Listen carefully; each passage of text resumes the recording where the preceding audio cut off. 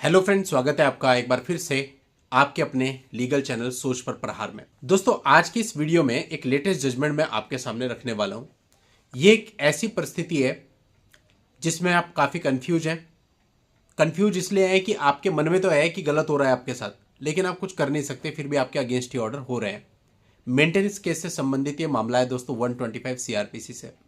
इस पर्टिकुलर मामले में जाने से पहले हम कुछ चीज़ों को समझते हैं। फॉर एग्जाम्पल, आप और आपकी वाइफ के बीच में कोई डिस्प्यूट हो गया। अब डिस्प्यूट के बाद वाइफ अपने पेरेंटल होम में चली गई। अब उसे पेरेंटल होम में रहते हुए काफ़ी ज़्यादा समय हो गया, 3 साल हो गए या 4 साल हो गए। आपको उसके वेयर अबाउट के बारे में कुछ भी नहीं पता, कहाँ वो काम करती है, कहाँ वो रहती है, किसके साथ रहती है, कुछ नहीं पता। बट मीनवाइल आपको पता चल जाए कि भाई वो किसी दूसरे बंदे के साथ रह रही है। या कुछ केसेज हमारे पास ऐसे भी आते हैं जब पति को पहले से ही पता रहता है कि उसका अफेयर किसी और के साथ चल रहा है और इसीलिए वो अपने पेरेंटल होम में गई है ताकि वो फ्रीली उससे मिल सके, उसके साथ रह सके।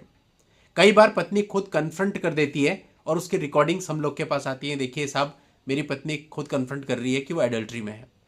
अब जहां परिस्थिति ऐसी है कि आपको शक है या आपको पता चल गया है कि वो पेरेंटल होम में जाने के बाद किसी और के साथ इन्वॉल्व हो चुकी है, अब ऐसे मामलों में यदि कल को आपको ये पता चलता है कि आपका तो बच्चा हो गया, तो आपके मन में एक डाउट आता है, यार ये बच्चा मेरा है भी या नहीं।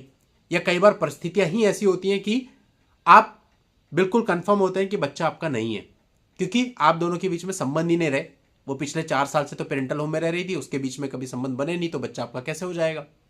लेकिन ये कमरे के अंदर की बात होती है तो केवल आपको ही पता हो सकता है सच्चाई क्या है। इन चीजों को कोर्ट में साबित करना मुश्किल होता है। और यदि उसी बच्चे की तरफ से कल को मेंटेनेंस मांग लिया जाए तो जनरली नीचे की कोर्ट मेंटेनेंस भी लगा देती हैं, क्योंकि आप कहते हैं डीएनए टेस्ट करवाओ। डीएनए टेस्ट के लिए जनरली कोर्ट्स मना कर देती हैं और इसके ऊपर ऑनरेबल सुप्रीम कोर्ट का एक जजमेंट भी है जो कहता है कि डीएनए टेस्ट नहीं कराया जाना चाहिए। तो ये सब मिला जुला करके अगर बच्चा आपका नहीं है फिर भी उसके लिए आपको मेंटेनेंस देना पड़ जाता है, जो कि अगर देखा जाए तो पूर्ण रूप से गलत है। दोस्तों, इसी से संबंधित एक लेटेस्ट जजमेंट आया है इलाहाबाद हाई कोर्ट से, जो मैं आपके सामने रखूंगा और सारे फैक्ट्स आपको बताऊंगा। पहले थोड़ा सा हम पति के अनुसार जान लेते हैं कि टाइमलाइंस क्या थी, उसके बाद फिर हम आगे चलेंगे। पति ने यहां पर हाई कोर्ट में तर्क दिया था कि उसका विवाह 1994 में हुआ और वर्ष 2000 में उसकी पत्नी उसे छोड़ करके चली गई और किसी अन्य व्यक्ति के साथ रहने लगी। उसका यह दावा था कि 2011 में जन्मी बच्ची उसके उस संबंध से पैदा हुई है और उसका स्वयं उस बच्ची से कोई भी जैविक संबंध नहीं है। मामला दोस्तों हाईकोर्ट ऐसे पहुंचा था कि बच्चे की तरफ से 125 सीआरपीसी की पिटीशन भरण पोषण के लिए दाखिल की गई थी। फैमिली कोर्ट सोनभद्र ने पति के ऊपर मेंटेनेंस लगा दिया था कि 3,000 रुपए प्रति माह के हिसाब से from the date of application और 6,000 रुपए प्रति माह के हिसाब से from the date of order आपको बच्चे को देना होगा।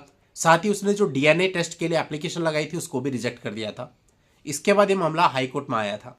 अब बच्ची की ओर से हाईकोर्ट में यह कहा गया कि फैमिली कोर्ट का जो आदेश है उसमें किसी भी प्रकार की त्रुटि नहीं है, बच्ची वास्तव में याचिकी यानी पिटिशनर की ही संतान है। अब हाईकोर्ट ने जब पूरे मामले का अवलोकन किया तो हाईकोर्ट ने पाया कि यहाँ पर कई सारी चीजों में विरोधाभास यानी कॉन्ट्रडिक्शन दिख रहा है। एक तरफ तो यह कहा गया है कि बच्ची का जन्म 1 जनवरी 2011 को हुआ था, वहीं उसके बर्थ सर्टिफिकेट में उसका डेट ऑफ बर्थ 20 नवंबर 2009 दर्ज है। इसके अलावा एक अन्य मेडिकल रिकॉर्ड में वर्ष 2017 में एक अन्य बच्चे का जन्म होना भी दिखाया गया है। हाईकोर्ट ने यहां पर यह कहा कि इस मामले में यह बिल्कुल भी स्पष्ट नहीं हो पा रहा है कि वर्ष 2000 के बाद जो पत्नी थी वो अपने पति के साथ कब और कितनी बार रही है, कब उसने गर्भधारण किया है और बच्ची का वास्तविक पिता कौन है। इन परिस्थितियों में कोर्ट ने यहां पर माना कि पितृत्व को लेकर के यहां पर गंभीर संदेह की स्थिति है और सच्चाई जानने के लिए डीएनए टेस्ट आवश्यक है। कोर्ट ने साथ ही साथ यहां पर यह भी स्पष्ट किया कि सुप्रीम कोर्ट के फैसले के अनुसार डीएनए टेस्ट जनरल परिस्थितियों में अलाउ नहीं किया जाना चाहिए, लेकिन इस मामले की विशेष परिस्थितियों के कारण यहां पर डीएनए टेस्ट आवश्यक है।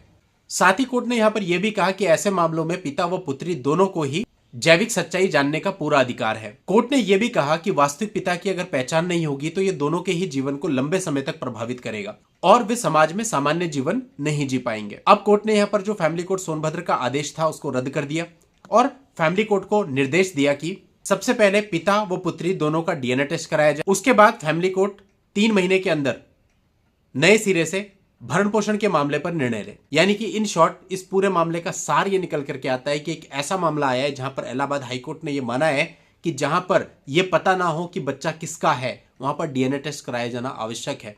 और यहां पर डीएनए टेस्ट को अनुमति भी दी गई, जो अपनी तरह का स्पेशल जजमेंट है, क्योंकि इतना स्पष्ट जजमेंट आपको इस पर नहीं मिलता है। हमारे भी काफ़ी पुराने क्लाइंट हैं जो कि इसी परिस्थिति से जूझ रहे हैं। ये उनके भी काम आएगा और उनके जैसे बहुत सारे लोग हैं जिनको ये जजमेंट अपने मामले में काम आएगा। फ्रेंड्स, ऐसे ही नए नए जजमेंट और एक्स्ट्रा अपडेट्स के लिए आप हमारे मेंबरशिप प्लान को भी ज्वाइन कर सकते हैं, जिसके लिए आपको चैनल में ज्वाइन बटन पर क्लिक करना है। सारे मेंबरशिप ऑप्शंस आपके सामने आ जाएंगे, वहां से आप मेंबरशिप ऑप्ट कर सकते हैं। इस पर्टिकुलर मामले का जो लिंक है वो आपको इस वीडियो के नीचे डिस्क्रिप्शन में मिल जाएगा, वहां जाके आप पूरे मामले को विस्तार से जान सकते हैं। आज की इस वीडियो में इतना ही। नेक्स्ट वीडियो में नई जानकारी के साथ मैं आपसे फिर मिलता हूं। तब तक के लिए goodbye and thank you for watching. Take care.